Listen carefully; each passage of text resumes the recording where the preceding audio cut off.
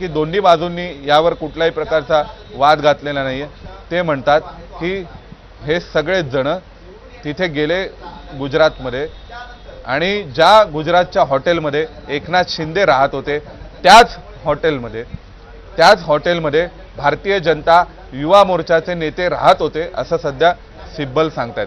त्यामुळे हा सुद्धा निर्विवाद तथ्य आहे, अनडिस्प्युटेड फॅक्ट आहे आणि या बेसिसवर एकनाथ शिंदेंनी राजकीय पक्ष सोडला होता असं कपिल सिब्बलांचं म्हणणं आहे। त्यानंतर सिब्बल पुन्हा एकदा जे एकनाथ शिंदेंनी विधान केलं होतं त्याचा दाखला देत आहेत। त्यांचं म्हणणं आहे की एकनाथ शिंदे म्हणाले की आपल्यासोबत महाशक्ती आहे, म्हणजे आता सध्या सिब्बल म्हणतायत की त्यांना एका राष्ट्रीय पक्षाचं बॅकिंग होतं, पाठिंबा होता असं देखील एकनाथ शिंदे म्हणाले होते। त्यामुळे या निर्विवाद तथ्यांच्या आधारे ज्या निर्विवाद घटना घडलेल्या आहेत, ज्यावर कोणत्याही स्वरूपाचे वाद किंवा कोणत्याही स्वरूपाचा आक्षेप हा दोन्ही गटांकडून आहे, त्या आधारावर हे दिसते की यांनी राजकीय पक्षाच्या विरोधात बंड केलं आणि राजकीय पक्ष सोडला होता। आता देवेंद्र फडणवीसांनी जे पत्र लिहिलं होतं फ्लोर टेस्ट घेण्यासाठी राज्यपालांना, तर त्याचाही उल्लेख आता कपिल सिब्बल यांनी केलाय। ते म्हणतात की विरोधी पक्षनेते देवेंद्र फडणवीस यांनी एक पत्र लिहिलं राज्यपालांना आणि त्यांना सांगितलं की फ्लोर टेस्ट घेतली पाहिजे, कारण या सरकारमध्ये विश्वास नाही, या सरकारने सभागृहाचा विश्वास गमावलेला आहे।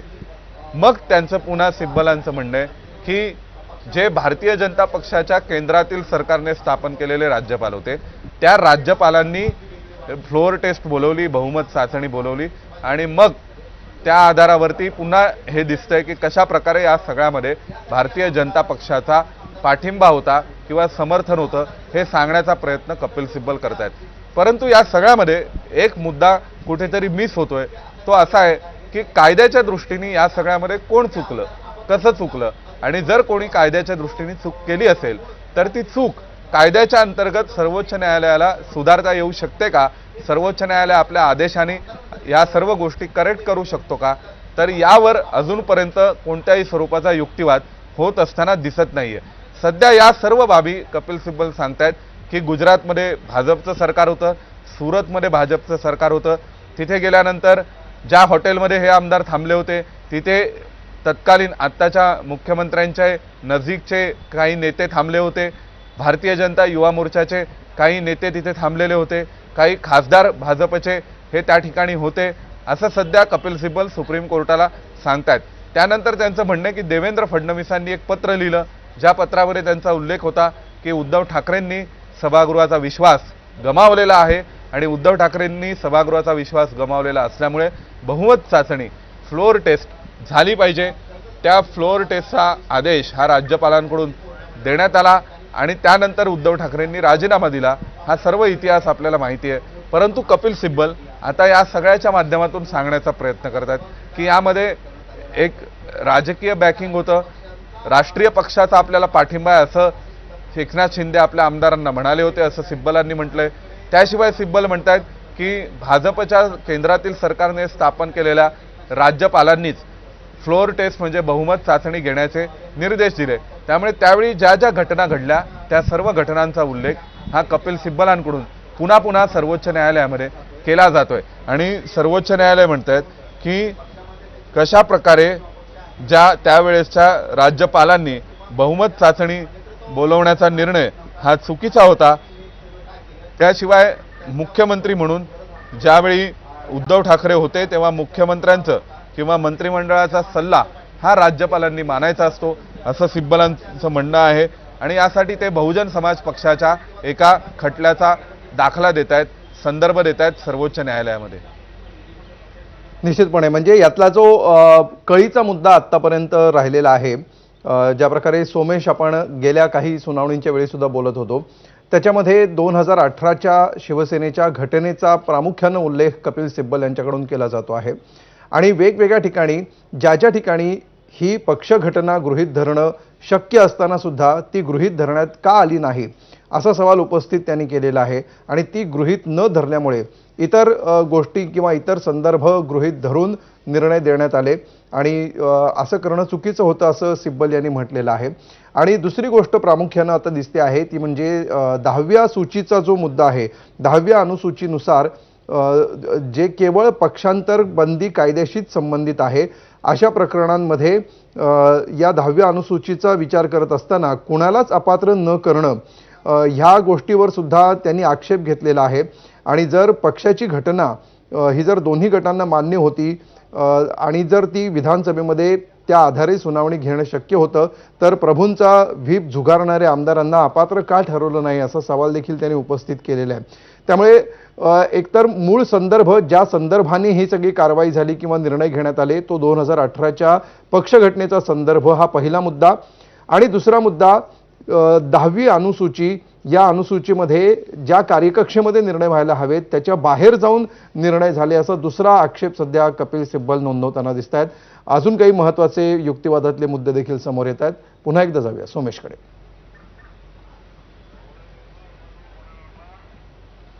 नाही, निश्चितच त्यांनी असं म्हटलेलं आहे की सध्या सिब्बल असं म्हणतायत की पहिल्यांदा जेव्हा विधानसभा अध्यक्षांच्या समोर आमदार अपात्रतेविषयी सुनावणी सुरू झाली किंवा आमदार अपात्रते संदर्भातल्या सगळ्या याचिकांवर सुनावणी सुरू झाली तेव्हा 39 आमदारांनी 2018च्या पक्ष संविधानाच्या अनुषंगाने म्हणजे स्वतःला 2018च्या पक्ष संविधाना अंतर्गत असलेले नेते म्हणून किंवा 2018च्या पक्ष संविधाना अंतर्गत असलेल्या सर्व गोष्टींच्या आधारे पक्ष संविधान किंवा पक्षाची संघटना आणि त्यानुसार उल्लेख हे या सर्वांच्या ॲफिडेव्हिटमध्ये होते।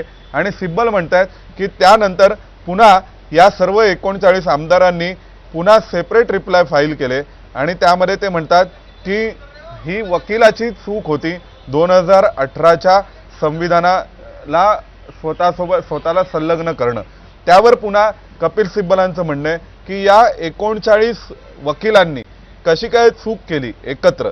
आणि त्याशिवाय त्यांनी म्हटलेलं आहे की जर एका वेळी एकदा कॉन्स्टिट्यूशनल बेंचनी निर्णय केलेला असेल, कॉन्स्टिट्यूशनल बेंच म्हणजे संविधान पीठ जे त्यावेळी स्थापन करण्यात आलेलं होतं या संपूर्ण प्रकरणावर विधानसभा अध्यक्षांनी कशा प्रकारे निर्णय करायचा आहे हे ठरवण्यासाठी म्हणून, तर या संविधान पीठाने एकदा निर्णय केल्यानंतर त्या विरोधात त्याच्या विरोधाभासी अशा स्वरूपाचा निर्णय विधानसभा अध्यक्ष कसे काय देऊ शकतात असं सध्या सिब्बलांचा सवाल आहे। म्हणजे आपल्याला आठवतंय की जे मूळ संविधान पीठ तयार केलेलं होतं 5 न्यायाधीशांचं, त्या घटनापीठाने या संपूर्ण प्रकरणावर सुनावणी घेतली आणि त्यांनी एक निकालपत्र लिहिलं ज्या निकालपत्रामध्ये विधानसभा अध्यक्षांना निर्देश दिले होते की कशा प्रकारे त्यांनी आमदार अपात्रतेचा फैसला करायचा आहे शिवसेना प्रकरणातील।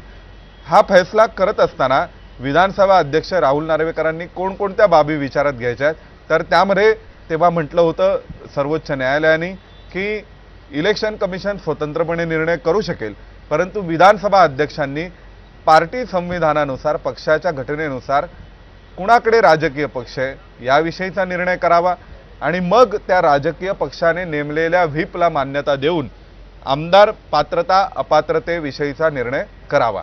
आता या सगळ्यामध्ये राहुल नार्वेकरांनी निवडणूक आयोगासोबत जर त्यांना सल्लामसलत करणं आवश्यक वाटत असेल तर विधानसभेचे अध्यक्ष हे निवडणूक आयोगासोबतही सल्लामसलत करू शकतात असाही उल्लेख त्यात सर्वोच्च न्यायालयाच्या निकालपत्रामध्ये निर्देश देण्यात आलेले होते। आता सिब्बलांचं असं म्हणणं आहे की हे जे 39 आमदार आहेत ज्यांनी आपलं संपूर्ण या सुनावणी दरम्यान आमदार अपात्रता प्रकरणामध्ये आपले ॲफिडेव्हिट फाईल केले, आपले अर्ज दाखल केले, ते अर्ज दाखल करत असताना त्या सर्वांनी 2018च्या संविधानासोबतच आपलं नातं दाखवलं होतं।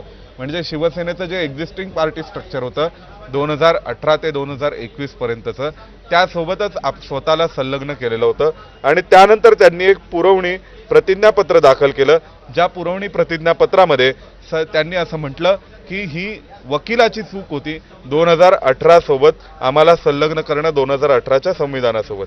त्यामुळे आता सिब्बलांचं असं म्हणणं आहे की 39च्या 39 वकील हे कशा प्रकारे अशी एकाच वेळी चूक करू शकतात।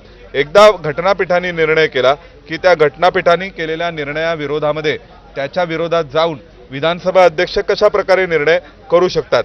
त्यानंतर त्यांनी असं देखील म्हटलेलं आहे की कुठल्याही प्रकारे एक रिझॉल्युशन किंवा ठराव हा जो एका लेजिस्लेचर पार्टीने केलेला होता तो गव्हर्नरला का मार्क करण्यात आला।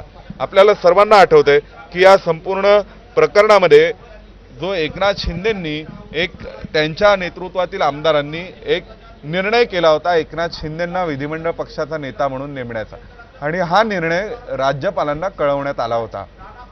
त्यावर कपिल सिब्बल म्हणतात की एका विधिमंडळ पक्षाने गेलेला ठराव हा राज्यपालांना का कळवण्यात आला? तो विधानसभा अध्यक्षांशी त्या विधिमंडळ पक्षाचा कम्युनिकेशन किंवा संपर्क समन्वय असतो. त्यामुळे यामध्ये अचानक राज्यपालांना यांनी हा ठराव का दिला होता? त्यानंतर मग त्यांनी हे देखील म्हटलेलं आहे की हे सगळे आमदार एकत्र सुरतला गेले. हे एकत्र सुरतला गेल्यानंतर 30 तारखेला त्यांनी सरकार स्थापन केलं. त्यानंतर मग त्यांनी या सगळ्या बाबतीमध्ये कुठल्याही प्रकारचा अशा स्वरूपाचा पुरावा देण्याची आवश्यकता नाहीये.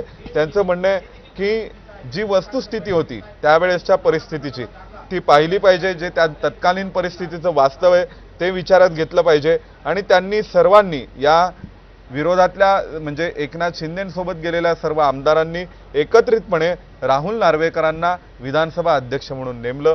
त्यांना विधानसभा अध्यक्षपदाच्या निवडणुकीमध्ये त्यांच्या बाजूने मतदान केलं आणि त्यानंतर मग त्यांनी असंही म्हटलेलं